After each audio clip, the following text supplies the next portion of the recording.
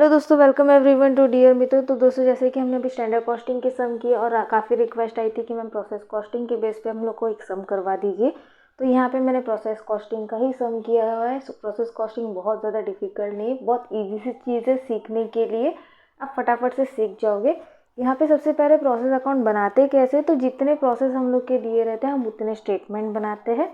ठीक है, पहले एक बार स्टेटमेंट हम लोग यहाँ पे देख लेंगे। सबसे पहले हम लोग का इस साइड डेबिट साइड आता है यूनिट इंट्रोड्यूस, यानी कितना अमाउंट लेके आए, कितना यूनिट लेके आए। फिर direct wages, factory overhead, office expense, जो जो एक्सपेंस रहते हैं वो सारे डेबिट में डालने हैं। और एबनॉर्मल गेन हो रहा होगा तो वो हम लोग को डेबिट में डालना है। ठीक है, और अपोजिट साइड हम लोग का नॉर्मल वेस्टेज है, एबनॉर्मल वेस्टेज है, और जो हम लोग गुड्स ट्रांसफ़र करते हैं वो हम लोग को डालना पड़ता है। और इस तरीके से हम इसको क्लोज करते हैं। देन उसके बाद हम लोग को एबनॉर्मल गेन या एबनॉर्मल लॉस, इन दोनों में से किसी एक का कॉलम बनाना पड़ता है। ओके, तो दोस्तों यहाँ पे हम लोग शुरुआत करेंगे क्वेश्चन नंबर 12 से।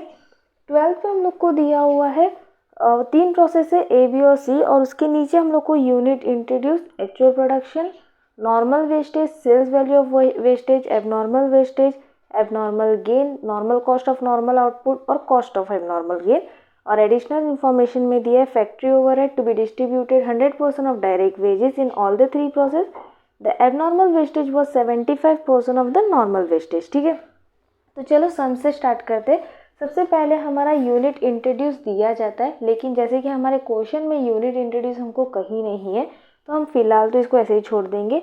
नेक्स्ट हम लोग का है एक्चुअल प्रोडक्शन 27,900, जो कि हम लोग का है ट्रांसफर टू बी वाला, तो हम लोग यहाँ पे कर देंगे 27,900। ये हम लोग का यूनिट था, इसकी वजह से हमने यूनिट में डाल दिया। फिर उसके बाद हम लोग को दिया है नॉर्मल वेस्टेज 4%। हम जब नॉर्मल वेस्टेज निकालते हैं हम यूनिट इंट्रोड्यूस का निकालते हैं, लेकिन हमको यूनिट इंट्रोड्यूस ही नहीं पता तो हम नॉर्मल वेस्टेज किस तरीके से निकालेंगे, है ना। तो इसकी वजह से इसको छोड़ देंगे। नेक्स्ट हम लोग को बोला sales value of the wastage, यानी कितने में बेचा गया है, 25 रुपया पर यूनिट। हम लोग का प्राइस कितना है, 50। ठीक है, एबनॉर्मल वेस्टेज हम लोग को कितना बोला, 900, और इसका पर यूनिट प्राइस कितना है, 400। ठीक है, तो दोस्तों यहाँ पे हम लोग को जहाँ हमने एबनॉर्मल वेस्टेज रखा है उसमें 900 डाल देंगे, और पर यूनिट प्राइस हमारा 400 है, तो हम 900 इंटू 40 कर देंगे, तो हम लोग का यहाँ पे कितना आ जाएगा, 36,000।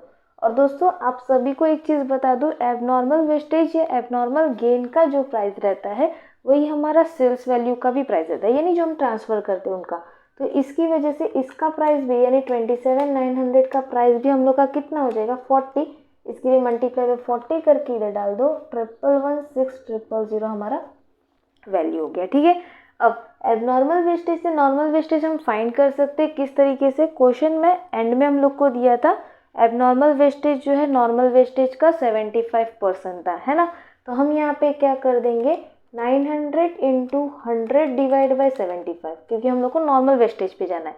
तो हमारा रेट कितना आ गया, यूनिट आ गया 1200।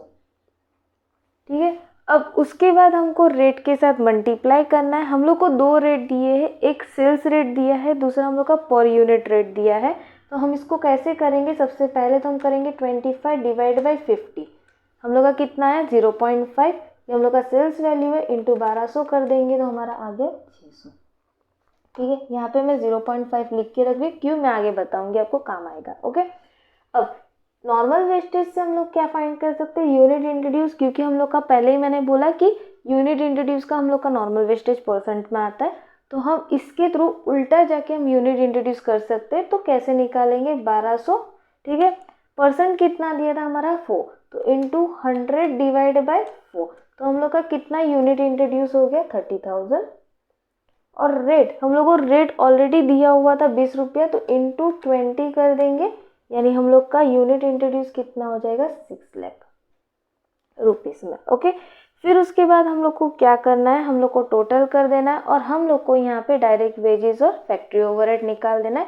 फटाफट से हम टोटल कर देंगे, 600 प्लस 36,000 प्लस 1116000, यहाँ का टोटल हम लोग का है 11,52600 माइनस 6 लाख, तो हम लोग का बैलेंस कितना है, 552600। और जहाँ में उन्होंने बोला है कि फैक्ट्री ओवरहेड और डायरेक्ट वेजेस जो है वो इक्वल है, यानी 100% है, तो इसकी वजह से डिवाइड बाई 2 कर देंगे, यानी डायरेक्ट वेजेस आएगा 27,600 और फैक्ट्री ओवरहेड भी हो जाएगा 27,600 और इसके बाद हम लोग का रुपीज़ कॉलम जो है वो टैली कर देंगे 1152,600। ठीक है, अब यूनिट कॉलम भी हम चेक कर लेते हैं हमारा सेम आया कि नहीं। 30,000 माइनस 1200 माइनस 900 माइनस 27,900 हो गया 0, यानी हम लोग का ये यूनिट कॉलम टोटल हो गया 30,000 और 30,000। ओके, ये हम लोग का पहला प्रोसेस कंप्लीट हुआ। अब ये प्रोसेस से हम लोग को क्या मिले दोस्तों, एबनॉर्मल वेस्टेज। एबनॉर्मल वेस्टेज हम ट्रांसफ़र कर देंगे कॉलम में, जिसको हम नाम डाल देंगे एबनॉर्मल अकाउंट या एबनॉर्मल वेस्टेज अकाउंट। ठीक है, हम लोग यहाँ पे सबसे पहले ट्रांसफ़र कर देंगे टू एबनॉर्मल वेस्टेज। कितना वेस्टेज दिया हुआ है दोस्तों हम लोग का 900 और प्राइस हम लोग ने निकाल दिया 36,000। ओके, अब इसके ऑपोजिट साइड हम लोग को सेल्स वैल्यू दिया था। सेल्स वैल्यू कितना निकाला था हमने 0.5।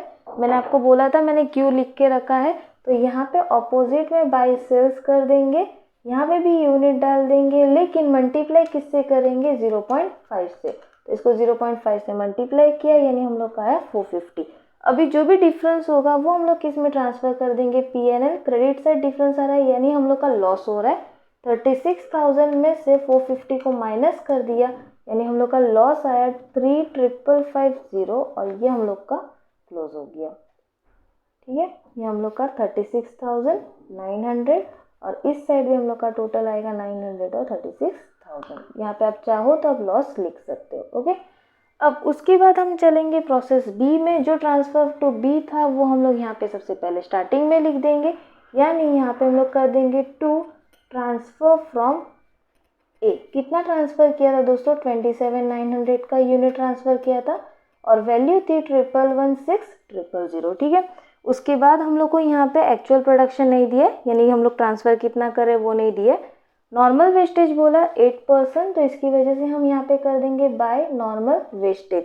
27,900 का 8% कर दिया, तो यूनिट कितना है 2232। ठीक है, फिर उसके बाद हम लोग को सेल्स वैल्यू दे दिए, जैसे हमने ऊपर किया वैसे इसको भी कर देंगे, 100 डिवाइड बाय 50 कर देंगे, यानी हम लोग की प्राइस कितनी हो गई 2 मल्टीप्लाई बाय 2232, तो हम लोग का ये वैल्यू हो गया 4464।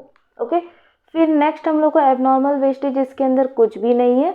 Normal cost of normal output हम लोग को कितना दे दिया 55। ठीक है, अब हम लोग को करना क्या है, तो हम लोग को यहाँ पे निकालना है सबसे पहले कि कितना यूनिट ट्रांसफ़र कर रहे प्रोसेस सी में। तो हम लोग यहाँ पे कर देंगे बाय ट्रांसफ़र टू सी। निकाल दो, 27,900 में से 2232 यूनिट माइनस कर दिया, यानी ट्रांसफ़र हो गया 25,668 और प्राइस हम लोग को ऑलरेडी प्रोवाइड कर दी, कितनी है 55, तो मल्टीप्लाई बाय 55 कर देंगे, ये हम लोग का वैल्यू आया 14,11,740। ठीक है, अब इसके बाद हम डिफरेंस निकालेंगे और डिफरेंस हम लोग का क्या हो जाएगा दोस्तों, तो डिफरेंस हम लोग का हो जाएगा डायरेक्ट वेजेस और फैक्ट्री ओवरहेड, क्योंकि यूनिट तो हमारा मैच कर गया 27,900 और 27,900। ठीक है, अब रुपीज़ को मैच करेंगे, प्लस 4464 माइनस 1,116,000, ये बैलेंस आया, इसको हम क्या करेंगे डिवाइड बाय 2, तो हम लोग का डायरेक्ट वेजेस है 150,102 और दूसरे वाले का भी यानी फैक्ट्री ओवरहेड भी हमारा सेम आ गया। ठीक है, टोटल कर देंगे 150,102 प्लस 1,116,000, बैलेंस हम लोग का आएगा 1416204, दूसरे वाले का भी 1416204। ठीक है, अब ये हम लोग क्या कर देंगे ट्रांसफ़र टू सी। प्रोसेस सी पे चलेंगे। सी पे जाने के बाद हम लोग का सबसे पहले तो हम लोग यहाँ लिख देंगे टू प्रोसेस बी या ट्रांसफर फ्रॉम बी। कितना आया था 25,668। ठीक है, और वैल्यू थी हम लोग की 14,11,740। ओके, ये दोनों हम लोग को दिया हुआ था। अब उसके बाद हम लोग को नॉर्मल वेस्टेज बोला 12%, तो हम यहाँ पे कर देंगे बाय नॉर्मल वेस्टेज 25,668 और उसका 12% कर दिया, तो कितना आया 3080। ठीक है, और रुपीस निकालना है, कैसे निकालेंगे 150 डिवाइड बाय सेल्स वैल्यू कितना था 50, ब्रैकेट के अंदर करके रख देंगे 3 और इसको मल्टीप्लाई भी लिख करके रख देंगे, टोटल आया 9240। ओके, फिर उसके बाद हम लोग को बोला हुआ है एबनॉर्मल गेन 632। एबनॉर्मल गेन क्या होता है दोस्तों, तो डेबिट साइड में डालते हैं, तो एबनॉर्मल गेन कर दिया हम लोगों ने 632 और उसका प्राइस कितना दे दिए 80 रुपीज़, तो 632 इंटू 80 कर दिया, वैल्यू आ गई 50560। ठीक है, सबसे पहले हम लोग को यहाँ पे क्या कर देना है फिनिश गुड्स, क्यों, क्योंकि अब हम लोग ये प्रोसेस सीख के आगे कोई प्रोसेस नहीं है, तो हमका हमारा जो भी आएगा वो क्या हो जाएगा फिनिश गुड हो जाएगा। ठीक है, अब इसको क्लोज कर देंगे, सबसे पहले तो यूनिट कर देंगे 25668 प्लस 632 माइनस 3080। ठीक है, तो यूनिट कितना है 23220, ये हमारा फिनिश गुड है। अब इसको हम लोग किसके साथ मल्टीप्लाई करेंगे, जैसे कि मैंने आपको बताया कि सेल्स वैल्यू एबनॉर्मल लॉस या एबनॉर्मल गेन की वैल्यू के हिसाब से बराबर ही रहता है, तो इसकी वजह से मल्टीप्लाई बाय 80 कर दिया, यानी वैल्यू आ गई 1857600। ठीक है, अब डिफरेंस आएगा वो हमारा क्या हो जाएगा वेजेस ऑफ फैक्ट्री, तो टोटल कर देंगे, यह आया 1866840 minus 1411740 minus 50560 divide by 2, direct wages of factory overhead हमारा आया 202270, तो यहाँ पे हम डाल देंगे direct wages of factory overhead. ठीक है, और यूनिट का भी टोटल करके रख देंगे, यूनिट का टोटल हमारा आया 26300। ठीक है, अब दोस्तों यहाँ पे हमारा आया एबनॉर्मल गेन, तो एबनॉर्मल गेन हम लोग का कॉलम बनेगा, ये पहले तो हम ट्रांसफ़र कर देंगे क्रेडिट साइड में, ये हमेशा क्रॉस ही ट्रांसफ़र होता है तो आपको क्रॉस ही करना है। 632 और रुपीज़ आया था हमारा 50560। ठीक है, सेल्स हो रहा है, जब एबनॉर्मल गेन होता है तो उसका सेल्स यानी शॉर्टफॉल हो जाता है, यानी डेबिट साइड में हम लोग कर देंगे 2 शॉर्टफॉल।